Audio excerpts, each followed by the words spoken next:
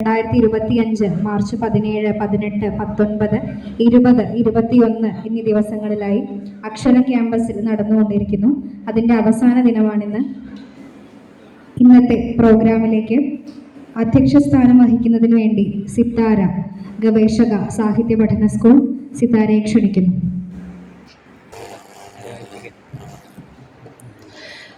വേദിയിലും സദസ്സിലും ഇരിക്കുന്ന വിശിഷ്ട വ്യക്തികളെ, ഗവേഷകരെ, എൻ്റെ പ്രിയ സുഹൃത്തുക്കളെ,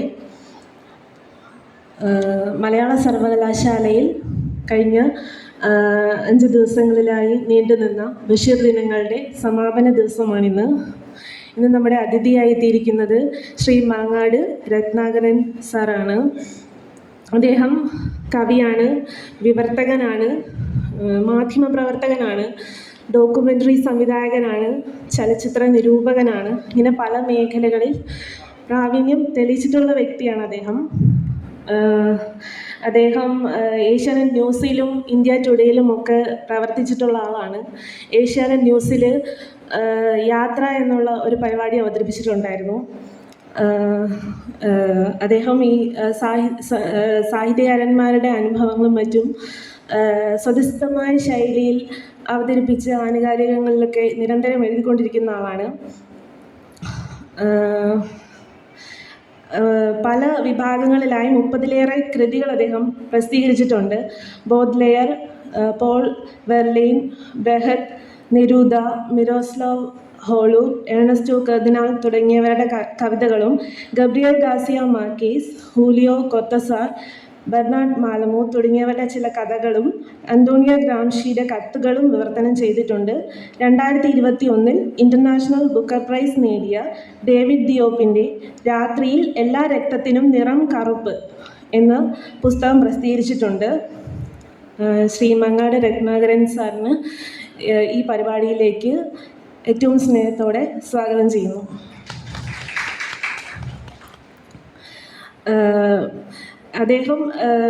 ഇദ്ദേഹമാണ് നമ്മുടെ ഈ സർവകലാശാലയിൽ ഇവിടെ ഇരിക്കുന്ന പുനലൂർ രാജൻ്റെ ചിത്രങ്ങളെല്ലാം ക്യൂറേറ്റ് ചെയ്ത് തന്നത്. അതിനും ഒരു നന്ദി അറിയിക്കുകയാണ് സാറിനെ. ബഷീറിൻ്റെ നിരവധി പഠനങ്ങളും അദ്ദേഹം പ്രസിദ്ധീകരിച്ചിട്ടുണ്ട്. അപ്പോൾ ബഷീറിനും മാങ്ങാട് രത്നാകരൻ സാറിനും തമ്മിൽ എനിക്കൊരു സാമ്യം തോന്നിയത്, ഇവർ രണ്ടുപേരും ഒരുപാട് യാത്രകൾ ചെയ്തിട്ടുള്ള വ്യക്തികളാണ്. സാറാണെങ്കിൽ യൂറോപ്പിലും ലാറ്റിൻ അമേരിക്കയിലും ഒക്കെ ഒരുപാട് യാത്രകൾ ചെയ്തിട്ടുണ്ട്. ബഷീർ ചെറുപ്പത്തിലെ തന്നെ ഇന്ത്യ ഒട്ടാകെ സഞ്ചരിക്കുകയും ആഫ്രിക്കയിലും അറേബ്യയിലും ഒക്കെ യാത്രകൾ ചെയ്ത് ഒരുപാട് അനുഭവങ്ങൾ സമ്പാദിക്കുകയും ചെയ്തിട്ടുള്ള വ്യക്തിയാണ്. അപ്പോൾ അതെല്ലാം അദ്ദേഹത്തിൻ്റെ ദർശനത്തെയും സാഹിത്യ കൃതികളെയും എല്ലാം സ്വാധീനിച്ചിട്ടുണ്ട്. ഒരുപാട് നമ്മൾ സാധാരണ കൃതികളിലൊന്നും കാണാത്ത വേശ്യകൾ, സ്വവർഗാനുരാഗികൾ, മന്ത്രവാദികൾ, ആൾദൈവങ്ങൾ, സന്യാസിമാർ, പോക്കറ്റടിക്കാർ, പാമ്പ് പിടുത്തക്കാർ, ഇങ്ങനെ മുഖ്യധാരയിൽ അകന്ന് നിൽക്കുന്ന കുറേയേറെ കഥാപാത്രങ്ങൾ ബഷീർ സൃഷ്ടിച്ചിട്ടുണ്ട്. അതുകൊണ്ട് തന്നെ ബഷീറിൻ്റെ സാഹിത്യത്തെ MN വിജയൻ വിശേഷിപ്പിച്ചത് നമ്മുടെ സാഹിത്യത്തിലേക്ക് അനുഭവങ്ങളുടെ ഒരു പുതിയ വൻകര കൊണ്ടുവന്ന ആൾ എന്നാണ് MN വിജയൻ വിശേഷിപ്പിച്ചത്. ഇങ്ങനെ ബഷീറിൻ്റെ ശബ്ദങ്ങൾ ഒരുപാട് ഭാഷയിൽ, സാഹിത്യത്തിൽ തന്നെ ഒരുപാട് വിപ്ലവം സൃഷ്ടിച്ച ഒരു കൃതിയായിരുന്നു. ഒരുപാട് കോലാഹലങ്ങൾ ഉണ്ടാക്കിയിട്ടുണ്ട്. അപ്പോൾ ബഷീർ നമ്മുടെ സാഹിത്യത്തിലും ജീവിതത്തിലും, ബഷീറിൻ്റെ ജീവിതത്തിലും സൃഷ്ടിച്ച വിപ്ലവത്തെക്കുറിച്ചുമൊക്കെ വിശദമായി സംസാരിക്കാനായി ശ്രീ മാങ്ങാട് രത്നാകരനെ സ്വാഗതം ചെയ്യുന്നു.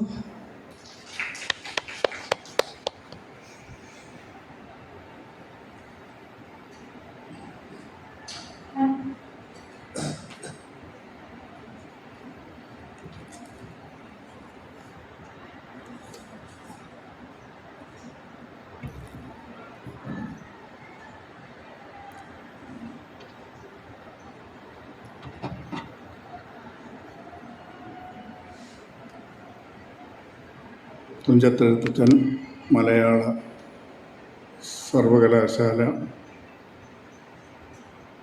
ബഷീർ ചെയർ, ബഷീർ പഠന കേന്ദ്രം, ആരംഭിച്ച വിവരം വളരെ സന്തോഷത്തോടെയാണ് ഞാൻ അറിഞ്ഞത്. അതുമായി ബന്ധപ്പെട്ട പരിപാടിയിൽ പങ്കെടുക്കാൻ എന്നെ ക്ഷണിച്ച എൻ്റെ പ്രിയ സുഹൃത്ത് മുഹമ്മദ് റാഫിയെ എൻ്റെ സന്തോഷം അറിയിക്കുന്നു.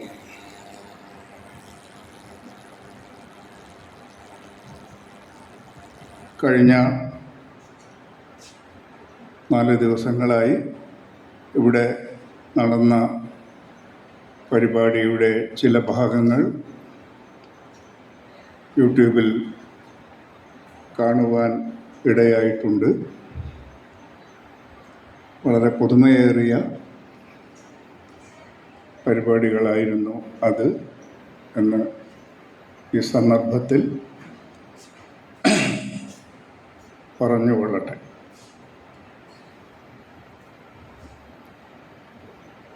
വളരെ അനൗപചാരികമായി ഒരു പ്രഭാഷണത്തിൻ്റെ ബാധ്യതകളൊന്നുമില്ലാതെ സംസാരിക്കാം എന്നാണ് തോന്നുന്നത്.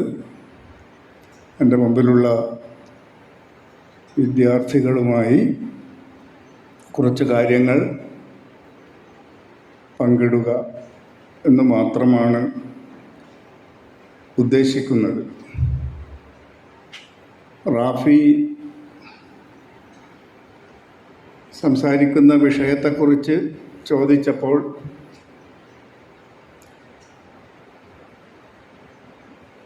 ബഷീർ എന്ന് മാത്രം പോരെ എന്ന് ഞാൻ പറയുകയുണ്ടായി. പിന്നീട് സാങ്കേതികമായി ഒരു വിഷയം വേണം എന്ന് പറഞ്ഞപ്പോഴാണ്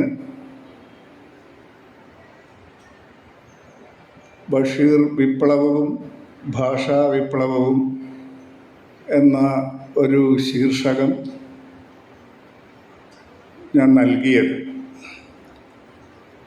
ആ വിഷയത്തിൽ കേന്ദ്രീകരിച്ചുകൊണ്ട്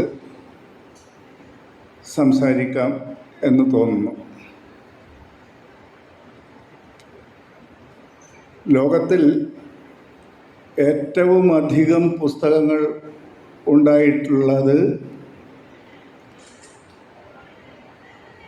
യേശുക്രിസ്തുവിനെ കുറിച്ചാണ്. നിങ്ങൾക്കറിയാം, ഇന്ത്യയിലാണെങ്കിൽ അത് സ്വാഭാവികമായും മഹാത്മാഗാന്ധിയെക്കുറിച്ചും, കേരളത്തിൽ ഏറ്റവും അധികം പുസ്തകം രചിക്കപ്പെട്ടത് മഹാനായ ശ്രീനാരായണ ഗുരുവിനെ കുറിച്ചാണ്. ഏതാണ്ട് 1500-ലേറെ പുസ്തകങ്ങൾ ചമ്പാടൻ വിജയൻ എന്ന ഗവേഷകൻ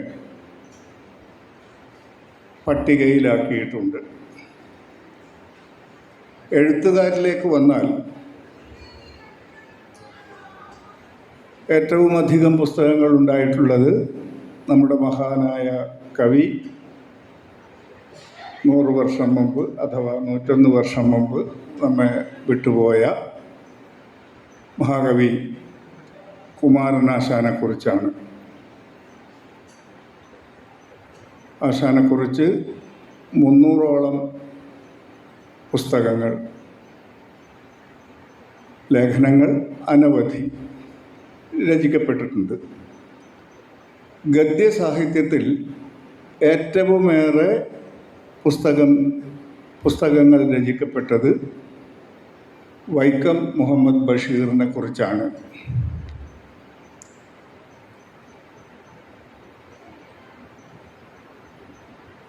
ബഷീറിൻ്റെ ജീവചരിത്രം അല്ലെങ്കിൽ മോണോഗ്രാഫ് എന്ന് പറയുകയായിരിക്കും കൂടുതൽ നല്ലത്. ബഷീർ പണ്ഡിതനായ എം.എൻ. കാരശ്ശേരി, ഭാരതീയ സാഹിത്യ ശില്പികൾ എന്ന പരമ്പരയ്ക്ക് വേണ്ടി 2008 ബഷീറിനെ കുറിച്ച് ഒരു ലഘുഗ്രന്ഥം എഴുതിയപ്പോൾ ബഷീറിനെ കുറിച്ച് 40 പുസ്തകങ്ങളാണ് പട്ടികപ്പെടുത്തിയിട്ടുള്ളത്. പിന്നീട് അതിൻ്റെ 2ാം പതിപ്പ് 2023 കഴിഞ്ഞ വർഷം വന്നപ്പോൾ 98 പുസ്തകങ്ങൾ അദ്ദേഹം എഴുതുന്നുണ്ട്. നിങ്ങളുടെ അധ്യാപകനായ റാഫി എഴുതിയ യാത്രികൻ്റെ വൃക്ഷച്ചുവട് എന്ന പുസ്തകത്തിൽ 2014 പുസ്തകമാണത്. 52 പുസ്തകങ്ങളാണ് ബഷീറിനെ കുറിച്ച് വന്നതായി രേഖപ്പെടുത്തിയിട്ടുള്ളത്. ഏതാണ്ട് 125ഓളം പുസ്തകങ്ങൾ രചിക്കപ്പെട്ടതായാണ് എൻ്റെ മനസ്സിലുള്ള ഒരു കണക്ക്. നിങ്ങളുടെ മുമ്പിൽ നിൽക്കുന്ന ഞാൻ തന്നെയും 2 പുസ്തകങ്ങൾ, ഒന്ന് സ്വന്തമായിട്ട് എഴുതിയതും മറ്റൊന്ന് എഡിറ്റ് ചെയ്തതുമായി 2 പുസ്തകങ്ങൾ പ്രസിദ്ധീകരിച്ചിട്ടുണ്ട്. മിക്കവാറും ബഷീറിനെ കുറിച്ച് നമ്മുടെ നിരൂപകർ ഏതാണ്ട് എല്ലാവരും ലേഖനങ്ങളോ പുസ്തകങ്ങൾ തന്നെയോ എഴുതിയിട്ടുണ്ട്. അതിൻ്റെ കാര്യങ്ങളിലേക്ക്, വിശദാംശങ്ങളിലേക്ക് നമുക്ക് പിന്നീട് നിങ്ങൾക്ക് എന്തെങ്കിലും സംശയങ്ങളോ അല്ലെങ്കിൽ വിനിമയം ഉണ്ടെങ്കിൽ നമുക്കത് വിശദമായി സംസാരിക്കാം. ഞാൻ ഇന്ന് നിങ്ങളോട് സംസാരിക്കാൻ ഉദ്ദേശിക്കുന്ന വിഷയം ഞാൻ പറഞ്ഞു. ബഷീറിൻ്റെ വിപ്ലവ മനസ്സിനെ കുറിച്ചാണ് സംസാരിക്കുന്നത്. 2ാമതായി അദ്ദേഹത്തിൻ്റെ ഭാഷാ വിപ്ലവത്തെക്കുറിച്ച് പറയാം. നിങ്ങൾക്കെല്ലാവർക്കും അറിയാവുന്നതുപോലെ ബഷീർ ഒരു വലിയ സ്വാതന്ത്ര്യമോഹിയായിരുന്നു. ദേശീയ പ്രസ്ഥാനവുമായി ബാല്യകാലത്തിൽ തന്നെ ഒരു ആത്മൈക്യം അദ്ദേഹത്തിനുണ്ടായിരുന്നു. പത്രപംക്തികളൊക്കെ വായിക്കുന്ന ആളുകൾക്കറിയാം, ബഷീർ ഗാന്ധിജിയെ തൊട്ടതിൻ്റെ 100ാം വർഷമാണ് കഴിഞ്ഞയാഴ്ച കടന്നുപോയത്. വൈക്കത്ത് മഹാത്മാഗാന്ധി വന്നപ്പോൾ ഗാന്ധിജിയെ തൊടുകയും പിന്നീട് വീട്ടിൽ ചെന്ന് അഭിമാനത്തോടെ ഉമ്മ ഞാൻ ഗാന്ധിനെ തൊട്ട്, ഇല്ലേ, അയ്യോ മോനെയോ, ഉമ്മ വിചാരിച്ച എന്തോ ഒരു സാധനം തീയിൽ തൊട്ടു എന്നൊക്കെ പറയുന്നത് പോലെ അങ്ങനെയാണ് ഉമ്മ വിചാരിച്ചത്. ഞാൻ പറഞ്ഞത്, പിന്നീട് അദ്ദേഹം കോഴിക്കോട്ടേക്ക് പോവുകയും മുഹമ്മദ് അബ്ദുറഹിമാൻ എന്ന ധീര ദേശാഭിമാനിയെ കാണുകയും അദ്ദേഹത്തിൻ്റെ ശിഷ്യനായി തീരുകയും കോൺഗ്രസ് പ്രസ്ഥാനത്തോട് അടുക്കുകയും 2 ഘട്ടങ്ങളിലായി ജയിൽവാസമനുഷ്ഠിക്കുകയും ചെയ്തു. ഇതൊക്കെ ഏതാണ്ട് എല്ലാവർക്കും അറിയാവുന്ന കാര്യമാണ്.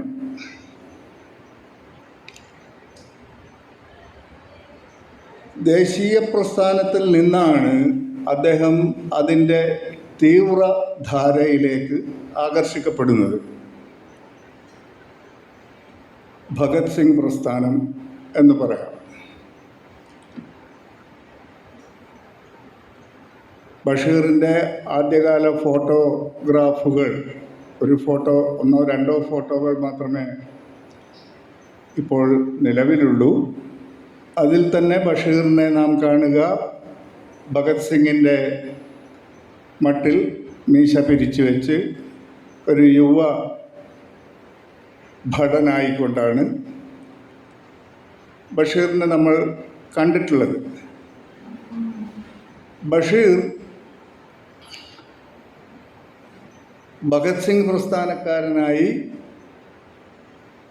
തീവ്ര വിപ്ലവ സ്വപ്നങ്ങളുമായി കൊച്ചിയിൽ ഒരു വാനരസേന ഉണ്ടാക്കുന്നുണ്ട്.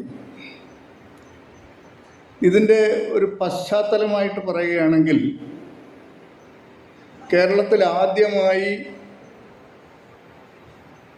കമ്മ്യൂണിസ്റ്റ് പാർട്ടിയെക്കുറിച്ച് അല്ലെങ്കിൽ കമ്മ്യൂണിസ്റ്റ് മൂവ്മെൻറ്റിനെ കുറിച്ച് എഴുതുന്നത് പി കേശവദേവാണ്. കേശവദേവ് സ്വയം വിശേഷിപ്പിക്കുന്നത് കേരളത്തിലെ ആദ്യത്തെ ഏകനായ കമ്മ്യൂണിസ്റ്റ് എന്നാണ്. കേശവദേവ് എൻ്റെ മുമ്പിൽ നോക്കിയിരിപ്പുണ്ട്, 5ാമത്തെ ഫോട്ടോഗ്രാഫായിട്ട്. ദേവ് പറയുന്നതിൽ ദേവ് പൊതുവെ അതിശയോക്തി ഉപയോഗിക്കുന്ന ഒരാളാണ്. എങ്കിൽ തന്നെയും ദേവിൻ്റെ ആദ്യകാല പുസ്തകങ്ങൾ കൗമാരപ്രായക്കാരനായ EMS നമ്പൂതിരിപ്പാട് നിരൂപണം എഴുതിയിട്ടുണ്ട്. അപ്പോൾ ദേവ് പറയുന്ന പ്രധാനപ്പെട്ട ഒരു കാര്യം, ഞാനാണ് ആദ്യത്തെ കമ്മ്യൂണിസ്റ്റ് എന്ന് പറഞ്ഞുകൊണ്ട് തന്നെ പറയുന്നൊരു കാര്യം, അന്ന് പിന്നീട് കമ്മ്യൂണിസ്റ്റ് പാർട്ടിയിൽ വലിയ നേതാക്കളായി തീർന്ന EMS നമ്പൂതിരിപ്പാടും P കൃഷ്ണപിള്ളയും NC ശേഖറും മറ്റും കോൺഗ്രസ് സോഷ്യലിസ്റ്റുകളായിരുന്നു എന്നാണ്. അപ്പോൾ ബഷീറുമായി വളരെ അടുത്ത ബന്ധമുണ്ടായിരുന്ന ദേവ് ബഷീറിനെ ആ ഘട്ടത്തിൽ കണ്ടുമുട്ടുന്നുണ്ട്.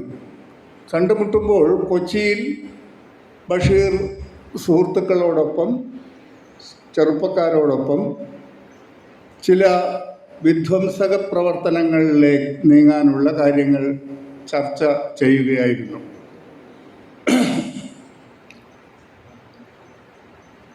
അപ്പോൾ ദേവ് പറയുന്നത്, ഞാൻ കമ്മ്യൂണിസ്റ്റ് ആയിരുന്നത് കൊണ്ട് ഭഗത് സിംഗ് പ്രസ്ഥാനം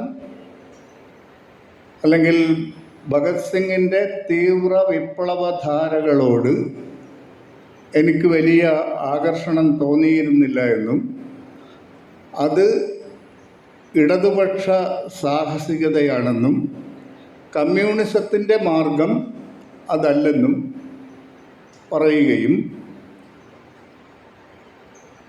എന്നാൽ ബഷീറിനോടുള്ള ഇഷ്ടം കൊണ്ട് അവർക്ക് മുദ്രാവാക്യങ്ങൾ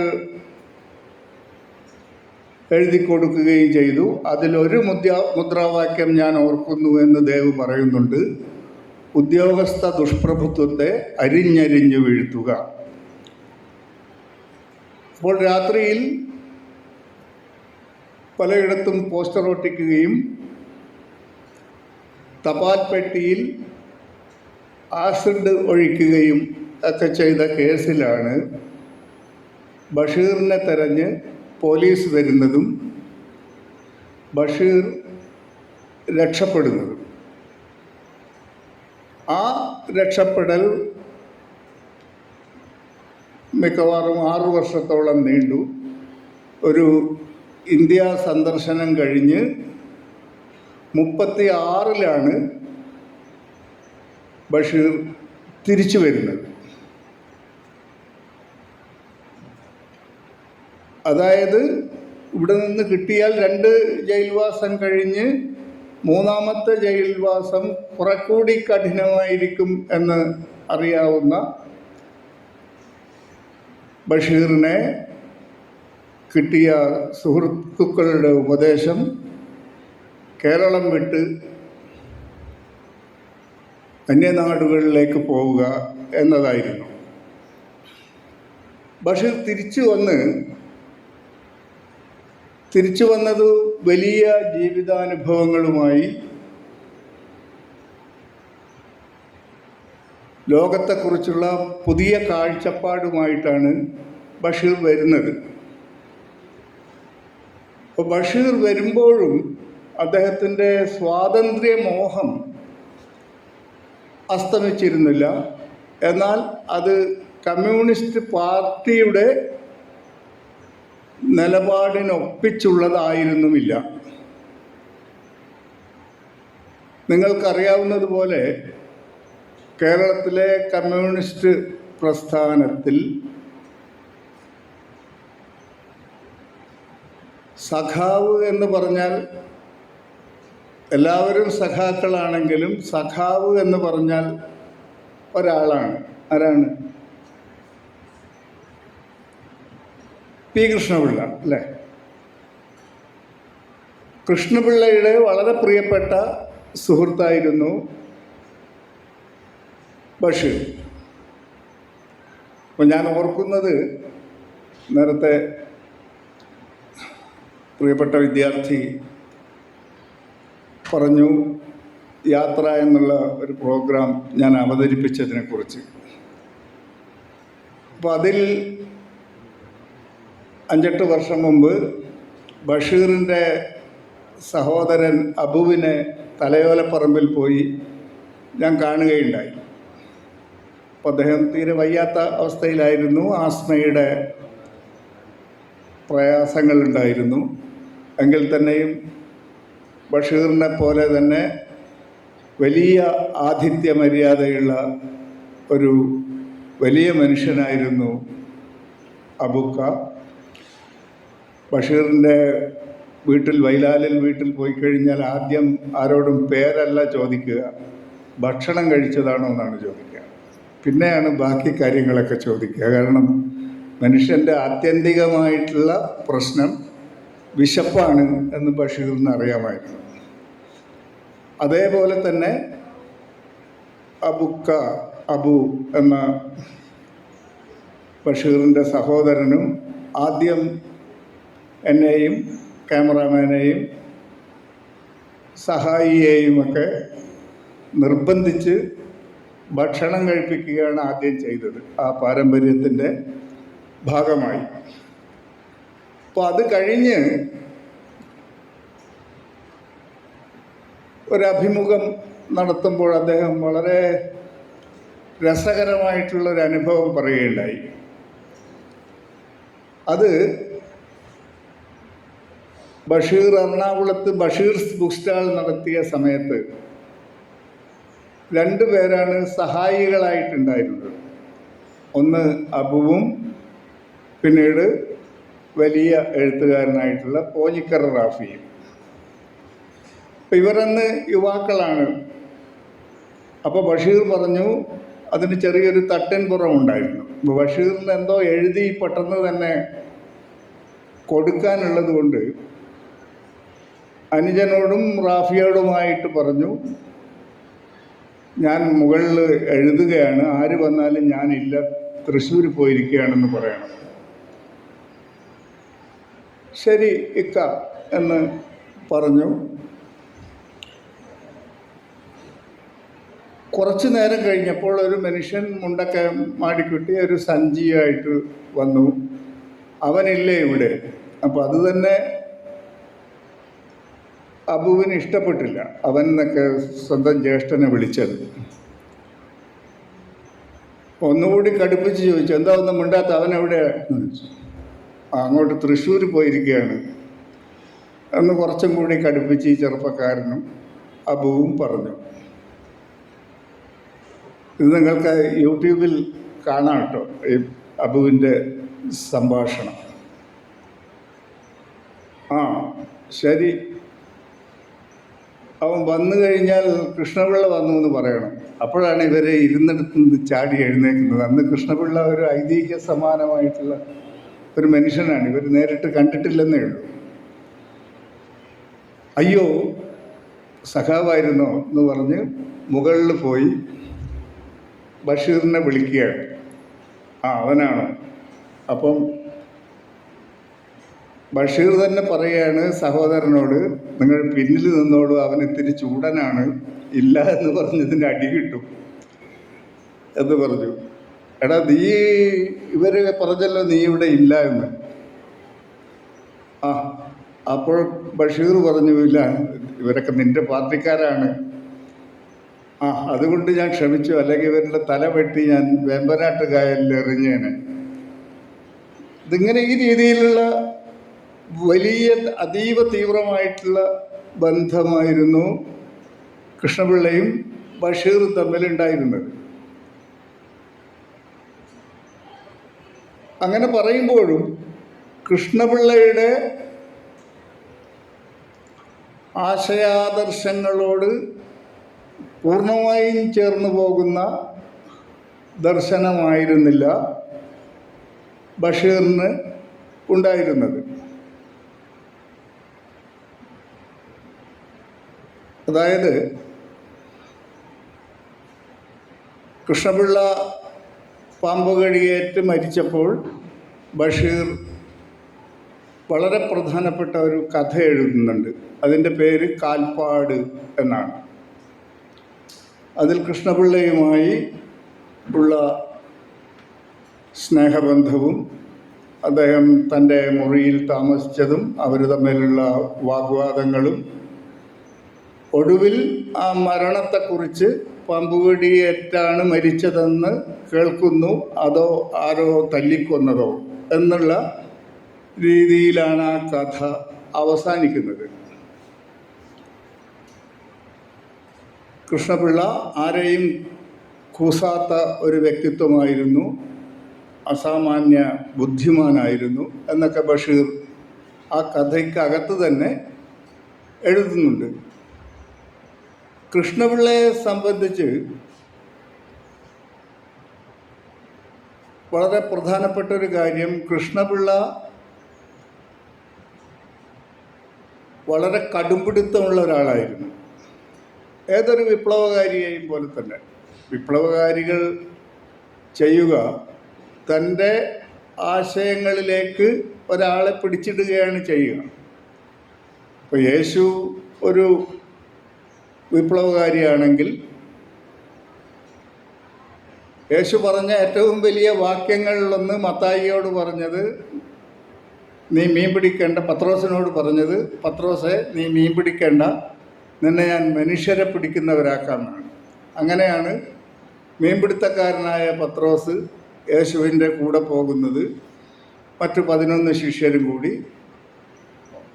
ക്രമേണയായി യേശുവിനൊപ്പം ചേരുന്നത്. ഇതേപോലെ തന്നെ വാസ്തവത്തിൽ ആ കൂട്ടത്തിൽ ബഷീറിനോട് ഒരു രാഗദ്വേഷ സമീപനമാണ് കൃഷ്ണപിള്ളക്കുണ്ടായിരുന്നത്. ഞാൻ അതിനെക്കുറിച്ച് ഒരിക്കൽ എഴുതിയിട്ടുണ്ട്.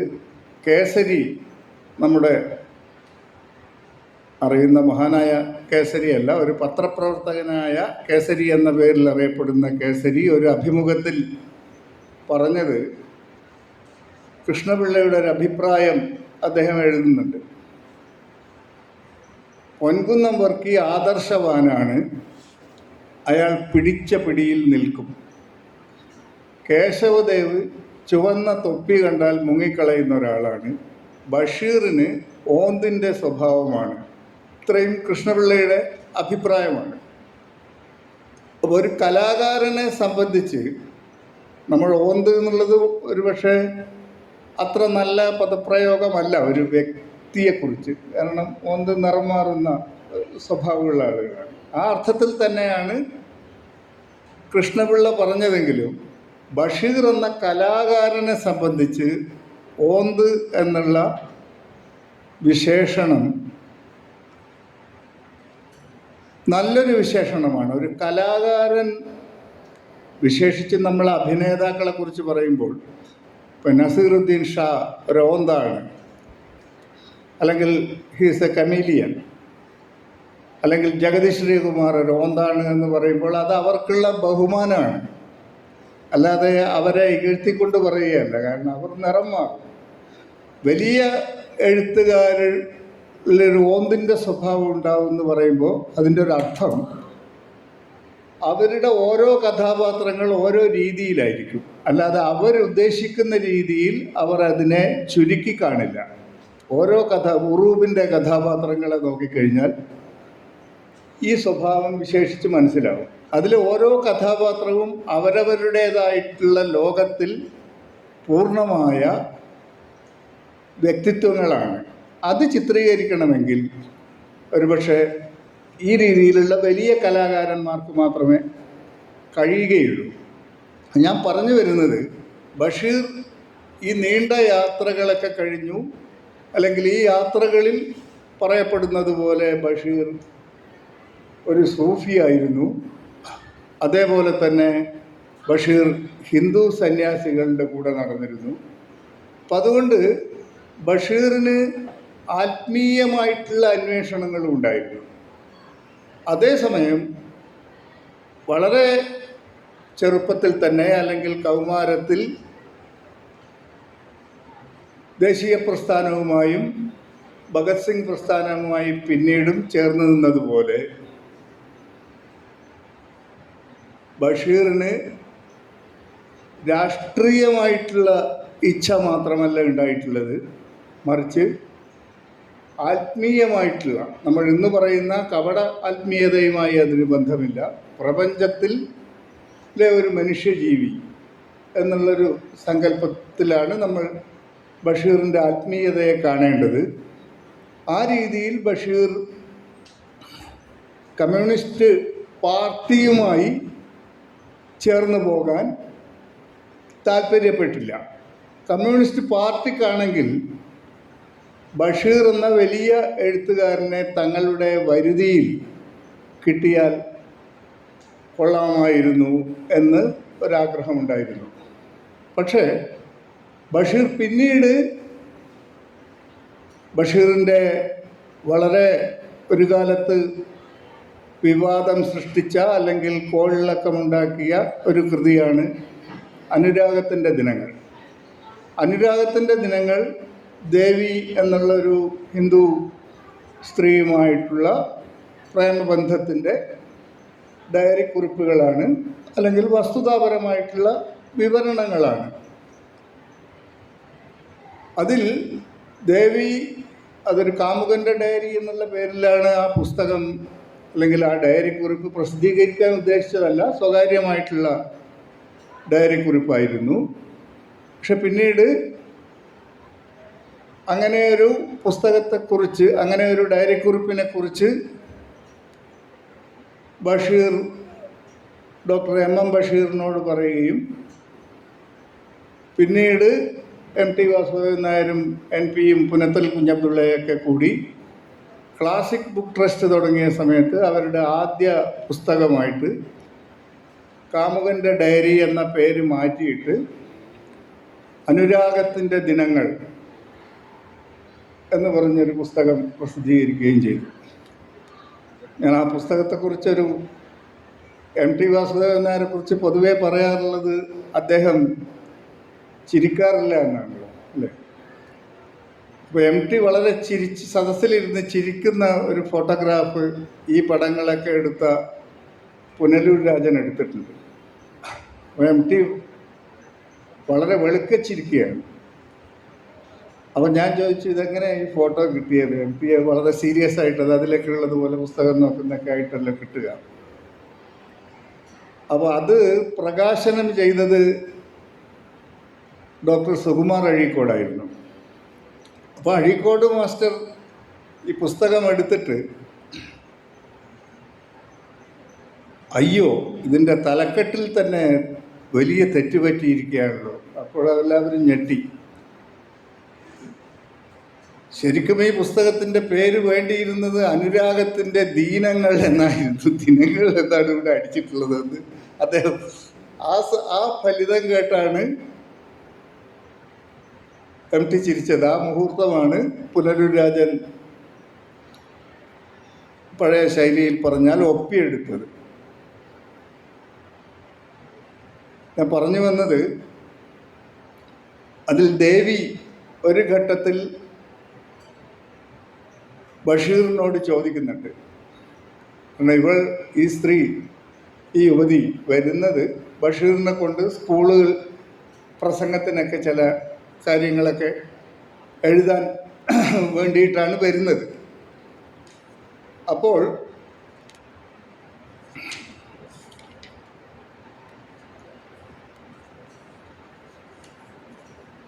ദേവി ബഷീറിൻ്റെ അടുത്ത് വന്ന് ചോദിക്കുന്നു. ദേവി ചോദിച്ചു, താങ്കൾ ഒരു കമ്മ്യൂണിസ്റ്റാണോ? എനിക്ക് ചിരി വന്നു. ഞാനൊരു കലാകാരനാണ്. ഓ, കമ്മ്യൂണിസത്തിലല്ലാതെ മറ്റൊന്നിലും വിശ്വസിക്കുന്നില്ല. അവരുടെ നിറം മാറ്റമോ? പോളിസി ഉന്നം കമ്മ്യൂണിസം. രണ്ടാം ലോകമഹായുദ്ധം ആർഷഭാരതത്തെ അടിമത്തത്തിൽ വെച്ച് ഭരിക്കുന്ന ബ്രിട്ടീഷ് കാപാലികർക്കും ഹിറ്റ്ലർ ജർമ്മനിയും തമ്മിലുള്ള ജനകീയ യുദ്ധമാണ് എന്ന് പറയുന്നതോ? ബഷീർ പറയുകയാണ്, ഞാനൊരു പൊളിറ്റീഷ്യനല്ല, അമേരിക്കയും യുദ്ധ പങ്കാളിയാണല്ലോ. കമ്മ്യൂണിസ്റ്റ് റഷ്യ ചേർന്നപ്പോൾ ഏതായാലും ആ നശിച്ച യുദ്ധം കഴിഞ്ഞു. അത് ജനകീയമായിരുന്നോ സാമ്രാജ്യത്വപരമായിരുന്നോ എന്ന് നമ്മൾ തർക്കിച്ച് വഴക്കടിച്ചിട്ടെന്ത് കാര്യം? വീണ്ടും ദേവി ചോദിക്കുന്നു, അങ്ങ് ഒരു കമ്മ്യൂണിസ്റ്റാണോ? A humble artist. ബഷീർ പറയാൻ, അങ്ങൊരു കമ്മ്യൂണിസ്റ്റാണോ? കലാകാരൻ മാത്രം. അപ്പോൾ ബഷീർ കമ്മ്യൂണിസ്റ്റ് വിരുദ്ധനായിരുന്നില്ല, മറിച്ച് കമ്മ്യൂണിസ്റ്റ് അല്ലായിരുന്നു. ഏതാണ്ട് നമ്മളൊക്കെ പൊതുവെ പലർക്കും അറിയാത്ത ഒരു കാര്യം, ബഷീർ വളരെ ആദരിച്ച ചരിത്രത്തിലെ ഒരു വ്യക്തിത്വം കാൾ മാർക്സായിരുന്നു. മാർക്സിനെ കുറിച്ച് കാൾ മാർക്സ്, അത് രണ്ടാമത്തെ ബഷീർ സമ്പൂർണ്ണ കൃതികളുടെ 2ാം വോളിയത്തിൽ നിങ്ങൾക്ക് കാണാം, വായിക്കാം. 39 മാർച്ചിൽ എഴുതിയ ലേഖനം കാൾ മാർക്സിനെ കുറിച്ചാണ്. അപ്പോൾ മാർക്സ് അവസാനം പല രാജ്യങ്ങളിൽ നിന്നും ആട്ടിയോടിക്കപ്പെട്ട് ലണ്ടനിലെ സോഹോയിൽ താമസിക്കുന്ന സമയത്ത്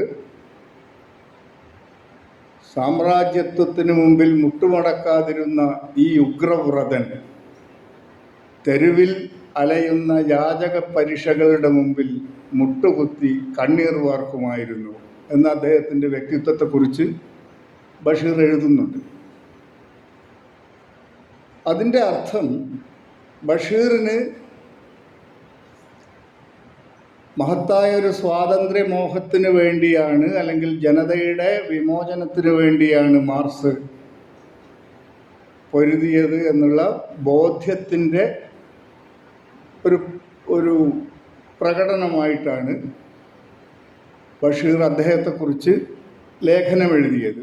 അത് ഒരർത്ഥത്തിൽ ഇന്ത്യയിലെ കമ്മ്യൂണിസ്റ്റ് നേതാക്കളെക്കുറിച്ചും അല്ലെങ്കിൽ മാർക്സിനെ തുടർന്നു വന്ന കമ്മ്യൂണിസ്റ്റ് ചിന്തകന്മാർക്കും നേരെയുള്ള ഒരു വിമർശനമായി കൂടി അതിനെ വായിക്കാം. കാരണം ലെനിനെക്കുറിച്ചല്ല ഒരുപക്ഷെ വിപ്ലവം, മാർക്സിൻ്റെ സിദ്ധാന്തത്തെ പിൻപറ്റി വിപ്ലവം നടത്തിയത് ലെനിനാണല്ലോ. ലെനിനെക്കുറിച്ചല്ല ബഷീർ എഴുതിയത്. അഥവാ മറ്റൊരു രീതിയിൽ പറഞ്ഞാൽ ലെനിനെക്കുറിച്ച് എഴുതിയാണ് കേശവദേവ് ഒരു കമ്മ്യൂണിസ്റ്റുകാരനായിട്ട്, അല്ലെങ്കിൽ ദേവിൻ്റെ തന്നെ വിശേഷണത്തിൽ പറയുന്നത് പോലെ ആദ്യത്തെ ഏകനായ കമ്മ്യൂണിസ്റ്റായിട്ട് മാറുന്നത്. അതേ ദേവ് തന്നെയാണ് കേരളത്തിലെ ആദ്യത്തെ കമ്മ്യൂണിസ്റ്റ് വിരുദ്ധനും. കാരണം ദേവ് പറയുന്നത്, ദേവ് കമ്മ്യൂണിസത്തിൽ ആകൃഷ്ടനായി ആലപ്പുഴ കയർ തൊഴിലാളി യൂണിയൻ സെക്രട്ടറി ആയിരുന്ന സമയത്ത് കയർ തൊഴിലാളികളോട് സംസാരിക്കുമ്പോൾ റഷ്യ എന്നൊരു നാടുണ്ടെന്നും അവിടെ രാജാവിനെ സ്ഥാനഭ്രഷ്ടനാക്കി തൊഴിലാളികൾ അധികാരം പിടിച്ചെടുത്തുവെന്നും, രാജാവ് എന്ന് പറഞ്ഞ സാർ ചക്രവർത്തി, തൊഴിലാളികളാണ് അവിടെ ഭരിക്കുന്നതെന്നും തൊഴിലാളികളോട് പറഞ്ഞപ്പോൾ അവർ വിക്രമാദിത്യ കഥ കേട്ടതുപോലെ വാവൊളിച്ചിരിക്കുകയായിരുന്നു. കാരണം അവർക്കത് വിശ്വസിക്കാൻ കഴിഞ്ഞില്ല. തൊഴിലാളികൾ ഒരു രാജ്യം ഭരിക്കുകയോ അങ്ങനെയുള്ള ഒരു സങ്കല്പം തന്നെ ഉൾക്കൊള്ളാൻ കഴിഞ്ഞിരുന്നില്ല. ഇതേ ദേവ് തന്നെ സ്റ്റാലിനിസ്റ്റ് ഭീകരതയെക്കുറിച്ചുള്ള അറിവ് കിട്ടുന്നതോടെ കമ്മ്യൂണിസ്റ്റ് വധയന്ത്രം എന്ന പേരിൽ ട്രാട്സ്കി മുതൽ ബറിയ വരെ, ട്രോട്സ്കി എന്ന് ട്രാട്സ്കി എന്നാണ് മലയാളികൾ വിളിച്ചിരുന്നത്, അല്ലെങ്കിൽ പൊതുവെ വിളിച്ചിരുന്നത്, ഒരു ലഘുലേഖ കേരളത്തിൽ ഉടനീളം നടന്ന് രഹസ്യമായി വിതരണം ചെയ്യുകയും ഉണ്ടായി. ഞാൻ പറഞ്ഞു വന്നത്, ഈ രണ്ട് ധ്രുവങ്ങളിലേക്കുള്ള ദേവിൻ്റെ ഗതിവിഗതികൾ അല്ലെങ്കിൽ ദേവിൻ്റെ തീവ്ര വൈകാരികമായിട്ടുള്ള സമീപനങ്ങൾ അല്ല ബഷീറിന് ഉണ്ടായിരുന്നത്. ബഷീറിനെ സംബന്ധിച്ച് ആ രീതിയിൽ തള്ളിക്കളയേണ്ടതോ നിഷേധിക്കപ്പെടേണ്ടതോ ആയതിനപ്പുറം വളരെ സൂക്ഷ്മമായിട്ടുള്ള അസ്തിത്വ അന്വേഷണങ്ങളാണ് ബഷീറിനുണ്ടായിരുന്നത്. അതുകൊണ്ട് ബഷീറിന് ഇപ്പോൾ ദേവിനെ കമ്മ്യൂണിസ്റ്റ് പാർട്ടി നേതാക്കൾ ഒക്കെ തന്നെയും പിൽക്കാല ദേവിനെ വെറുത്തപ്പോഴും ബഷീറിനെ കമ്മ്യൂണിസ്റ്റ് പാർട്ടിയിലേക്ക് വരാതിരുന്നിട്ടുകൂടി അന്നത്തെ കമ്മ്യൂണിസ്റ്റ് നേതാക്കൾ വളരെ ഹൃദയം തുറന്ന് അംഗീകരിക്കുകയും മിക്കപ്പോഴും ബഷീറിൻ്റെ വീട്ടിലേക്ക് വരുന്ന ഒരു അതിഥിയുടെ പേര് EMS നമ്പൂതിരിപ്പാട് എന്നായിരുന്നു, അല്ലെങ്കിൽ MM ഗോവിന്ദൻ നായരും KC ജോർജും തൊട്ടുള്ള വലിയ കമ്മ്യൂണിസ്റ്റ് നേതാക്കൾ ബഷീറുമായി അടുത്ത സൗഹൃദം പുലർത്തിയവരാണ്. ഒരുപക്ഷെ നമ്മൾ ഇതിൽ നിന്ന് ബഷീർ സൃഷ്ടിച്ച ഭാഷാ വിപ്ലവത്തിലേക്ക് വരുമ്പോൾ, അതായത് വിപ്ലവത്തിൽ നിന്ന് ഭാഷാ വിപ്ലവത്തിലേക്ക് വരുമ്പോൾ, ബഷീർ തുടക്കത്തിൽ എഴുതിയത് ഏതാണ്ട് നമ്മൾ മണിപ്രവാളം എന്നൊക്കെ അതിൻ്റെ കാവ്യസംസ്കാരത്തിൽ പറയുന്നത് പോലെ സംസ്കൃതം മുഴച്ചു നിൽക്കുന്ന ഒരു ഭാഷയിലാണ് ധർമ്മരാജ്യവും അദ്ദേഹത്തിൻ്റെ തീപിടിപ്പിക്കുന്ന ലഘുലേഖകളും എഴുതിയത്. ആ ഭാഷയിൽ നിന്ന് പിന്നീട് ബഷീർ സ്വാഭാവികമായ ഭാഷയിലേക്ക്, അല്ലെങ്കിൽ ഗ്രാമീണ ഭാഷയിലേക്ക്, നാട്ടുഭാഷയിലേക്ക്, പറയുന്നത് പോലെ എഴുതുന്ന ഭാഷയിലേക്ക് മുതിരുകയാണ് ഉണ്ടായിട്ടുള്ളത്. അതുകൊണ്ടാണ് ബാല്യകാല സഖിയിലെ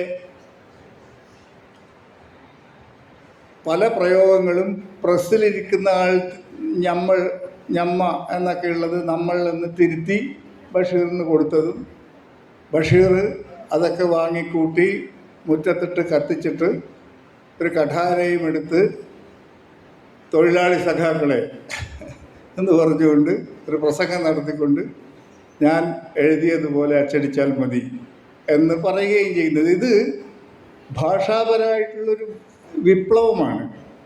പക്ഷെ നിങ്ങൾ ബഷീറിൻ്റെ കൃതികൾ ഒരുമിച്ചെടുത്ത് വായിച്ചു കഴിഞ്ഞാൽ അതിൽ ഒരുപാട് അസംബന്ധ കൽപ്പനകൾ, അസംബന്ധ ഗാനങ്ങൾ, ഒരുപക്ഷെ നിങ്ങളുടെ തലമുറക്ക് തീരെ പരിചയമല്ലാത്ത വാക്കുകൾ, ബഷീർ സ്വന്തമായി ഉണ്ടാക്കിയിട്ടുള്ള വാക്കുകൾ, അല്ലേ, ഹുന്ദ്രാപ്പോ ബുട്ടാസോ, അല്ലേ, അങ്ങനെ എന്തൊക്കെ പദങ്ങളാണ് ബഷീർ, ഘടാഘടിയൻ, അങ്ങനെ ഒക്കെ, ഇങ്ങനെ അത്തരം വാക്കുകൾ പ്രയോഗിക്കുന്നതിൽ ബഷീറിന് വലിയ ബിരുദുണ്ടായിരുന്നു. അത് അദ്ദേഹത്തിൻ്റെ ഒരു ജീവിതാദർശം കൂടിയായിരുന്നു. കാരണം ഒരു അധീശത്വം നേടിയ ഒരു ഭാഷാ സംസ്കാരത്തെ അതിൻ്റെ അകത്ത് നിന്ന് തന്നെ ചോദ്യം ചെയ്യുന്ന ഒരു ശൈലിയാണ് ബഷീർ സ്വീകരിച്ചിട്ടുള്ളത്. അതിലേക്ക് തന്നെ ബഷീർ എത്തിപ്പെട്ടത് അത് ഒറ്റപ്പെട്ട ഒരു പ്രവർത്തനമായിട്ടല്ല, അത് ദീർഘമായിട്ടുള്ള അന്വേഷണങ്ങളുടെ ഭാഗമായി. വീട്ടുവർത്തമാനം പറഞ്ഞാലും അത് സാഹിത്യമാകുമെന്നുള്ള വലിയ ഒരു തിരിച്ചറിവിലേക്കാണ് ബഷീർ മുതിർന്നത്. ഇതൊക്കെ തന്നെയും വളരെ വിശാലമായി ഉദാഹരണ സഹിതം പറയേണ്ട ഒന്നാണെന്ന് എനിക്കറിയാം. പക്ഷേ ഏറെക്കുറെ ഞാൻ നേരത്തെ പറഞ്ഞതുപോലെ ബഷീറിൻ്റെ ഭാഷയെക്കുറിച്ചും ബഷീറിൻ്റെ രാഷ്ട്രീയ പ്രവർത്തനത്തെക്കുറിച്ചും ആത്മീയ അന്വേഷണങ്ങളെക്കുറിച്ചുമൊക്കെ ധാരാളമായി എഴുതപ്പെട്ടിട്ടുണ്ട്, പഠിക്കപ്പെട്ടിട്ടുണ്ട്. എൻ്റെ ഗുരുനാഥൻ കൂടിയായിട്ടുള്ള പ്രൊഫസർ എം എൻ വിജയൻ മാഷ് എഴുതിയ മരുഭൂമികൾ പോക്കുമ്പോൾ എന്ന പുസ്തകത്തിൽ അദ്ദേഹത്തിൻ്റെ ഭാഷ, മതം, ആത്മീയത, വിപ്ലവം തുടങ്ങിയ കാര്യങ്ങളുടെ സൂക്ഷ്മമായിട്ടുള്ള അന്വേഷണം നിങ്ങൾക്ക് കണ്ടെത്താനാകും. ഏതായാലും എനിക്ക് തോന്നുന്നത് നിങ്ങൾ ഏകപക്ഷീയമായിട്ടിങ്ങനെ സംസാരിക്കുന്നതിനേക്കാളും നിങ്ങളുമായി നിങ്ങൾക്ക് ഞാൻ ഇതുവരെ സംസാരിച്ച കാര്യത്തിലുള്ള അവ്യക്തതകളോ അല്ലെങ്കിൽ മറ്റ് സ്വതന്ത്രമായിട്ടുള്ള ചോദ്യങ്ങളോ ഉണ്ടെങ്കിൽ ഉന്നയിക്കാം എന്ന് അറിയിക്കുന്നു.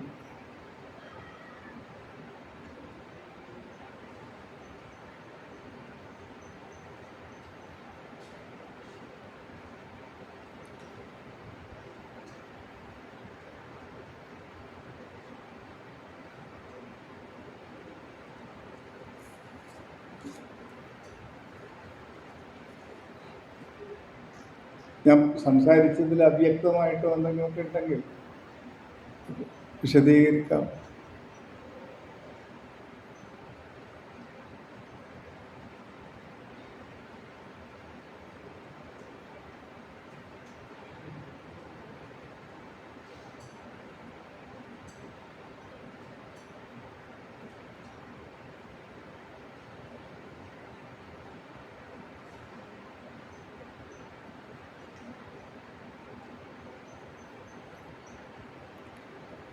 വിശേഷിച്ചൊന്നും ഇല്ലാന്ന് തോന്നുന്നു അല്ലേ?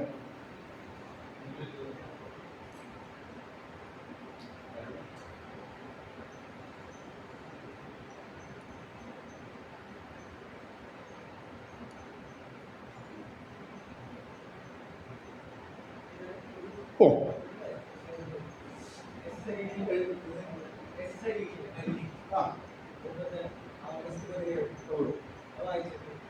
വായിച്ചു.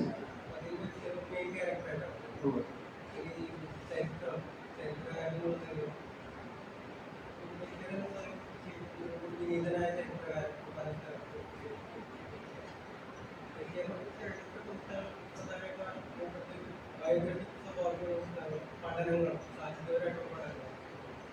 സാഹിത്യത്തിൽ വരുന്നൊരു ഏരിയ ഈ ക്യാൻവാസ് നോവലിനൊക്കെ വലിയ ക്യാൻവാസുകൾ വെച്ചു. അപ്പോൾ അതിനെങ്ങനെയാണ് നോക്കുകയാണെങ്കിൽ ബഷീറിനെ കാര്യങ്ങളൊക്കെ പ്രകടമായിട്ടിപ്പോൾ സംസാരിച്ചതിനോട് ഞാൻ ഓ, എനിക്ക് ആ ചോദ്യം മനസ്സിലായി. അതിലിപ്പം ഹരീഷിൻ്റെ നോവൽ വാസ്തവത്തിൽ ഒരു ചരിത്രത്തെ തകിടം മറിക്കുന്ന രീതിയിലുള്ള അല്ലെങ്കിൽ ഒരു ഭാവനയുടെ സ്വാതന്ത്ര്യം പ്രഖ്യാപിക്കുന്ന ഒരു നോവലാണ് അല്ലേ. അതിൽ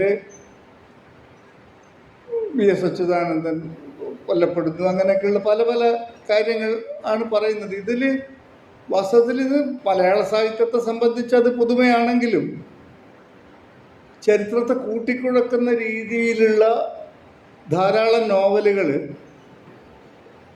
വിദേശ സാഹിത്യത്തിൽ ഉണ്ടായിട്ടുണ്ട്.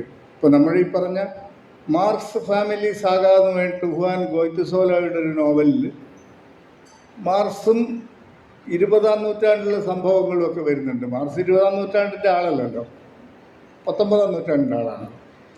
അപ്പോൾ ഞാൻ പറഞ്ഞു വരുന്നത്,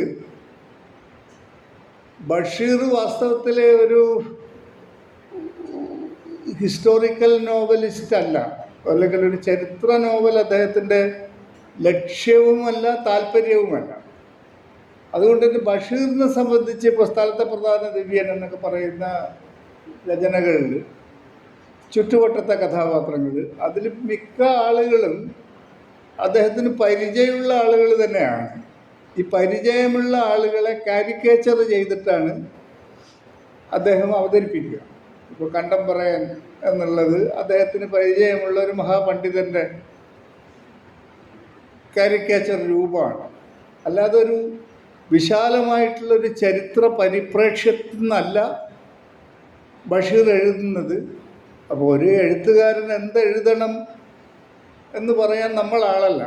വാസ്തവത്തിൽ നമ്മൾ അന്വേഷിക്കേണ്ടത് ഒരു വായനക്കാരൻ എന്ന രീതിയിലോ ഗവേഷകൻ എന്ന രീതിയിലോ നിരൂപകൻ എന്ന രീതിയിലോ ഒരാൾ അന്വേഷിക്കേണ്ടത് എന്താണത് അദ്ദേഹം എഴുതിയത്, അത് അതിൽ തന്നെ പൂർണ്ണമാണോ, അതിൻ്റെ കുറ്റവും കുറവുമാണ് അന്വേഷിക്കേണ്ടത്. അല്ലാതെ അദ്ദേഹം എങ്ങനെയാണ് എഴുതേണ്ടിയിരുന്നത് എന്നുള്ളത് നിരൂപണത്തിൻ്റെയോ ആസ്വാദനത്തിൻ്റെയോ ഗവേഷണത്തിൻ്റെയോ ഒരു ചോദ്യമല്ല. വ്യക്തമായോ എന്നാണ്.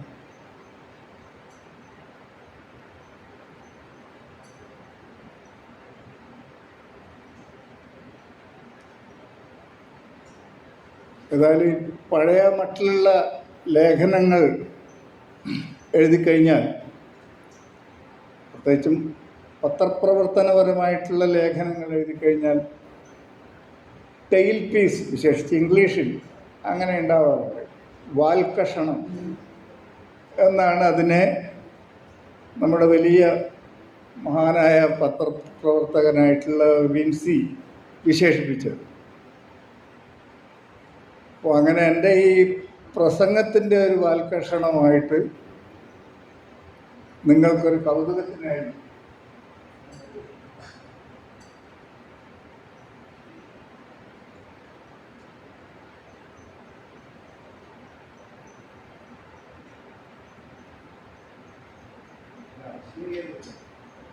ഇതാണ് ബഷീറിൻ്റെ സുപ്രസിദ്ധമായിട്ടുള്ള കഠാര. ഇതിൻ്റെ കഠാരയുടെ കഥ അറിയാം. ഈ കഠാര ഭാഗ്യവി നിലയത്തിലൊക്കെ അഭിനയിച്ച കഠാര ബഷീറിന് ഉന്മാദാവസ്ഥയിൽ അല്ലെങ്കിൽ ഭ്രാന്ത് വന്നപ്പോഴുള്ള അതിലെ പ്രധാനപ്പെട്ട കഥാപാത്രം ഈ കഠാരയാണ്. ഇതൊരു വലിയ നേതാവായിട്ടുള്ള പോക്കർ സാഹിബിൻ്റെ കയ്യിലുണ്ടായിരുന്ന കഠാരയാണ്. അദ്ദേഹം പണി കഴിപ്പിച്ചതാണ്. പിന്നീട്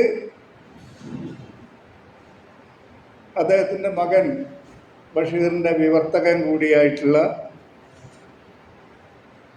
വി. അബ്ദുള്ള സാഹിബ്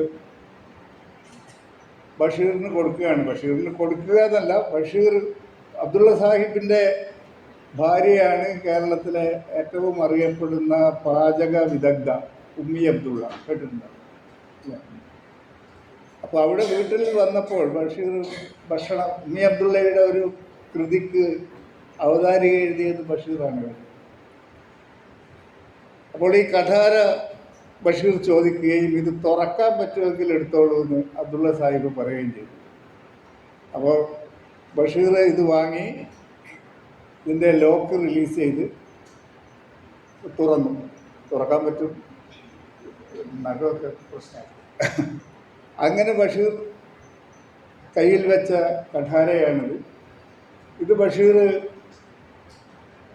ഉന്മാദാവസ്ഥയിലായപ്പോൾ, അല്ലെങ്കിൽ ഭ്രാന്ത് എന്ന് പറയുന്ന ശരിയല്ലാത്തൊരു പ്രയോഗമാണ്, ഈ കഠാരയുമായി ബഷീർ ജിന്നുകൾ ധാരാളമായി വരുന്നുണ്ടായിരുന്നു. ആ ജിന്നുകളെയൊക്കെ അരിഞ്ഞു വീഴ്ത്തുകയായിരുന്നു. അങ്ങനെയാണ് ബഷീർ MT വാസുദേവൻ നായർ അനുഭവം എഴുതിയിട്ടുണ്ട്. പട്ടത്തുകളെയും പുതുക്കുടി ബാലേട്ടനെയൊക്കെ വിളിച്ച് ബഷീറിൻ്റെ വീട്ടിൽ ചെല്ലുകയും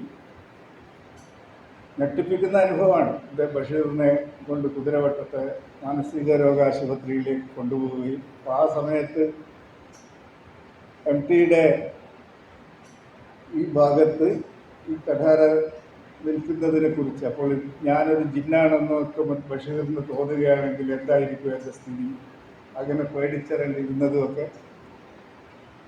എഴുതിയിട്ടുണ്ട്. ഞാനത് ഇന്ന് വന്നപ്പോൾ നിങ്ങൾക്കൊക്കെ ഒരു കൗതുകമാവട്ടെ എന്ന് പറഞ്ഞ് കൊണ്ടുവന്നതാണ്. അപ്പോൾ ഏതായാലും ദീർഘമായിട്ട് ഇനിയിപ്പോൾ നിങ്ങൾക്ക് പ്രത്യേകിച്ചൊന്നും പറയാനില്ല. ഇതേ കാര്യത്തെക്കുറിച്ച് മണിക്കൂറുകളോളം ബഷീറിനെ കുറിച്ച് പറയുകയാണെങ്കിൽ നമുക്ക് ഒരു ഐതിഹ്യ സമാനമായ വ്യക്തിയായതുകൊണ്ട് ഐതിഹ്യങ്ങൾ പറഞ്ഞാൽ തീരില്ലല്ലോ. അതുപോലെ പറഞ്ഞുകൊണ്ടേയിരിക്കാം, പല പല കഥകൾ പറഞ്ഞുകൊണ്ടേയിരിക്കാം.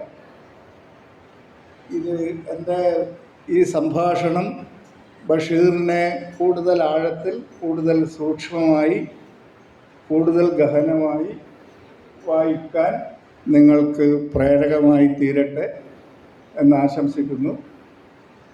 ഇവിടെ വരാനും നിങ്ങളെയൊക്കെ കാണാനും ഒക്കെ സാധിച്ചതിൽ നന്ദി.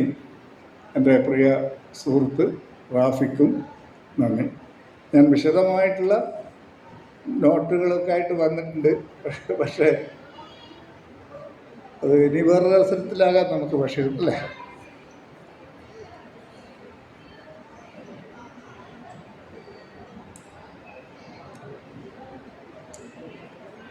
നിങ്ങളുടെ ബഷീർ ലൈബ്രറിയിലേക്ക് എൻ്റെ സ്വകാര്യയിലേക്ക്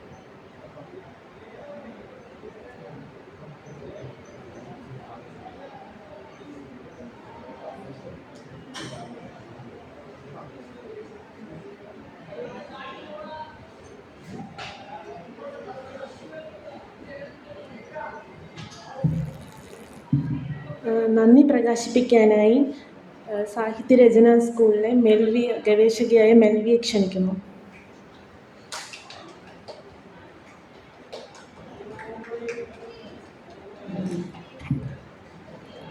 തുഞ്ചത്തെഴുത്തച്ഛൻ മലയാള സർവകലാശാല സാഹിത്യ ഫാക്കൽറ്റി സംഘടിപ്പിക്കുന്ന ബഷീർ ദിനങ്ങൾ കഴിഞ്ഞ 5 ദിവസങ്ങളായി, ഇന്നും കൂടെ ചേർത്ത് 5 ദിവസങ്ങളായിട്ട് നമ്മൾ ഇത് ആചരിക്കുന്നല്ലോ. ഇന്നത്തെ ഈ സെഷനിൽ നമ്മോടൊപ്പം പങ്കെടുത്തത് ശ്രീ മാങ്ങാട് രത്നാകരൻ സാറാണ്.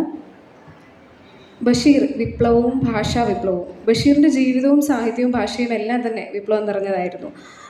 ഇപ്പം സാറ് നമ്മൾ സാധാരണയായി ബഷീറിൻ്റെ ഭാഷയെക്കുറിച്ചും സാഹിത്യത്തെക്കുറിച്ചും കേൾക്കുമ്പോൾ ബഷീറിൻ്റെ ജീവിതത്തിലുണ്ടായിരുന്ന വിപ്ലവത്തെക്കുറിച്ച് കൂടുതലായിട്ട് കേൾക്കാൻ വേണ്ടിയിട്ട് ഇന്നത്തെ സെഷനിലൂടെ നമുക്ക് സാധിച്ചു. ബഷീറിൻ്റെ ഒരു വിപ്ലവ ശൈലി തന്നെ വളരെ യുണീക്കായിരുന്നു, മറ്റുള്ളവരിൽ നിന്നും വ്യത്യസ്തമായിരുന്നു എന്ന് നമ്മൾ കേട്ടു. ഈ ഒരു ബഷീറിൻ്റെ ഭാഷയിലെ വിപ്ലവത്തെക്കുറിച്ച് നമ്മൾ കേട്ടു. ഞാനൊരു പത്തനംതിട്ടക്കാരിയാണ്.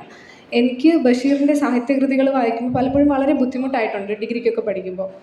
പക്ഷേ എന്നാൽ മലയാള സർവകലാശാലയിലേക്കും മലപ്പുറത്തേക്കും ഒക്കെ കുറച്ച് വർഷങ്ങൾക്ക് മുമ്പ് വന്നപ്പോഴാണ് സത്യത്തിൽ സാധാരണ ജനങ്ങൾ സംസാരിക്കുന്ന രീതിയിലാണ് ബഷീർ എഴുതിയിരുന്നത്. അത് അന്നത്തെ കാലത്ത് ബഷീറിൻ്റെ കൃതി വായിക്കുന്ന എല്ലാവരും തന്നെ ഇവിടെയുള്ള സാധാരണ ജനങ്ങൾ സംസാരിക്കുന്ന രീതിയെയും അതിനെ മാനിക്കുക ചെയ്യണമെന്നും അല്ലെങ്കിൽ മാനിച്ചില്ലെങ്കിൽ നിന്ദിക്കുക ചെയ്യരുതെന്നും ഒരു തരത്തിൽ മനസ്സിലാക്കി തന്ന വലിയൊരു വിപ്ലവ ആദർശം കൂടിയായിരുന്നു ബഷീറിൻ്റെ സാഹിത്യകൃതികൾ അന്ന് ചെയ്തിരുന്നത് എന്നുകൂടി എനിക്കിപ്പോൾ മനസ്സിലാക്കാൻ വേണ്ടിയിട്ട് സാധിക്കുന്നുണ്ട്. ഇന്ന് ബഷീർ വിപ്ലവവും ഭാഷാ വിപ്ലവവും എന്ന വിഷയത്തിൽ പ്രഭാഷണം നടത്തിയ ശ്രീ മാങ്ങാട് രത്നാകരൻ സാറിനോടുള്ള നന്ദി ബഷീർ ദിനങ്ങളുടെ പേരിലും തുഞ്ചത്തെഴുത്തച്ഛൻ മലയാള സർവകലാശാലയുടെ പേരിലും അറിയിക്കുന്നു. ഇന്ന് ഈ സെഷനിൽ ആധ്യക്ഷം വഹിച്ച സാഹിത്യ പഠന സ്കൂൾ ഗവേഷക സിത്താര വി കർത്തയോടുള്ള നന്ദിയും അറിയിക്കുന്നു. ബഷീർ ദിനങ്ങൾ എന്ന ഈ ഒരാഴ്ചത്തെ പരിപാടിയുടെ നേതൃത്വം വഹിക്കുന്ന സാഹിത്യ പഠന school director doctor Muhammad Rafi മാഷിനോടുള്ള നന്ദിയും അറിയിക്കുന്നു. അതുപോലെ തന്നെ ഈ സെഷനിൽ പങ്കെടുത്ത അധ്യാപകർ, ഗവേഷകർ, സുഹൃത്തുക്കൾ, ഈ മലയാള സർവകലാശാലയിലെ പ്രവർത്തകർ ഏവരോടുമുള്ള നന്ദി അറിയിക്കുന്നു.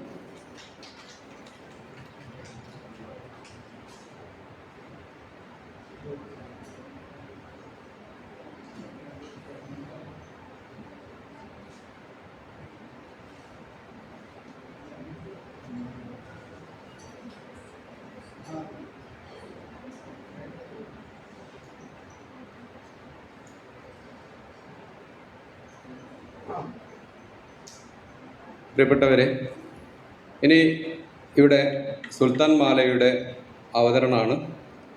അത് കഴിഞ്ഞ് സമാപന സമ്മേളനം,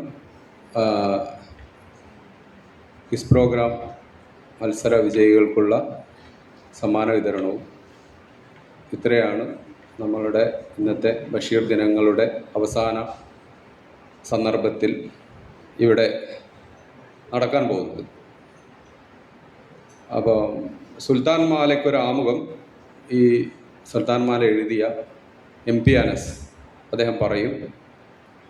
രണ്ട് വാക്ക്. MP അനസ് മലയാളത്തിലെ ഒരു കവിയാണ്. കഴിഞ്ഞ ആഴ്ചയും 1-2 കവിതകൾ അദ്ദേഹത്തിൻ്റെ മാതൃഭൂമി ഐശപ്പത്തിലൊക്കെ നിങ്ങൾ വായിച്ചിട്ടുണ്ടാവും. ഇതിനു മുമ്പ് അയ്യങ്കാളി മാല, അത് നമ്മുടെ യൂണിവേഴ്സിറ്റിയിലെ വിദ്യാർത്ഥികൾ തന്നെ അതിന് ഒരു ദൃശ്യ സാക്ഷാത്കാരം കൊടുത്തത് നമ്മുടെ യൂണിവേഴ്സിറ്റി വിദ്യാർത്ഥികളായിരുന്നു.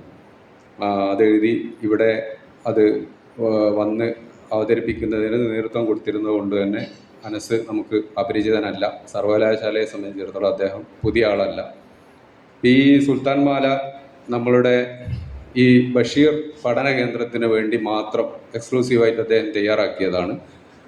അത് ഇതുവരെ പ്രസിദ്ധീകരിക്കപ്പെട്ടിട്ടില്ല.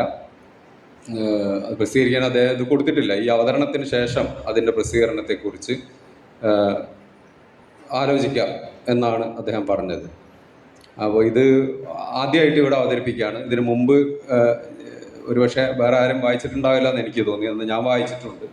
ഒരു ആദ്യ വായനക്കാരൻ എന്ന നിലക്ക് ഞാനിത് അദ്ദേഹത്തോട് പറഞ്ഞ കാര്യം തന്നെ ഇവിടെ ഒന്ന് പറയണമെന്ന് എനിക്ക് തോന്നുകയാണ്.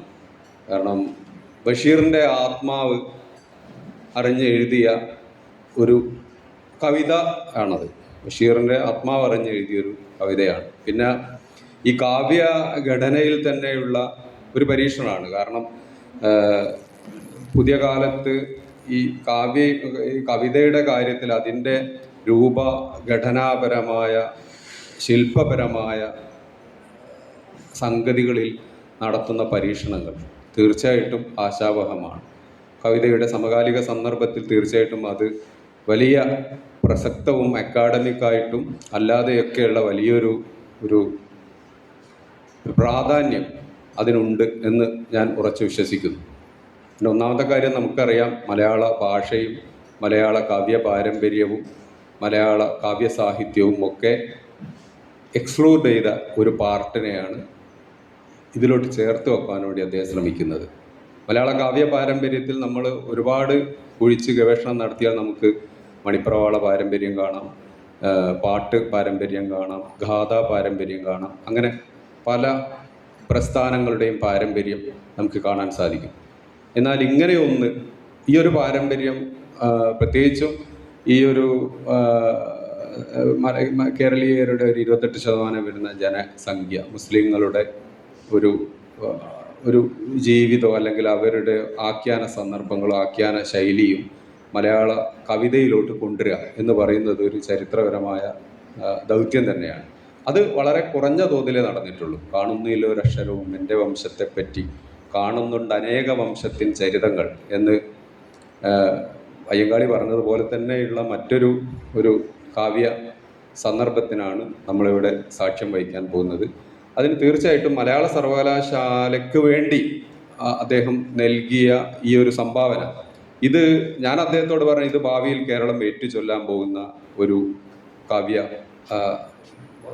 പ്രസ്ഥാനമാണ്.